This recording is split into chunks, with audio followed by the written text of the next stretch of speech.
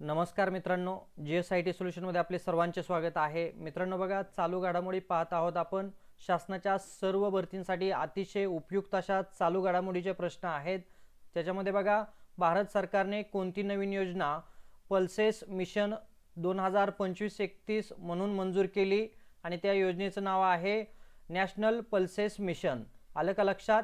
पुढचा प्रश्न बघा, महाराष्ट्र शासनाने कोणत्या प्रणालीला सुरुवात केली आहे जी पारंपरिक स्टॅम्प पेपरच्या बंधनपत्रांची जागा घेईल? आणि त्याचं करेक्ट उत्तर ई बॉन्ड सिस्टीम। त्यानंतर पुढचा प्रश्न पहा काय आहे, Maharashtra chamber of commerce industrial व ॲग्रिकल्चरच्या अध्यक्षपदी कोणाची निवड झाली?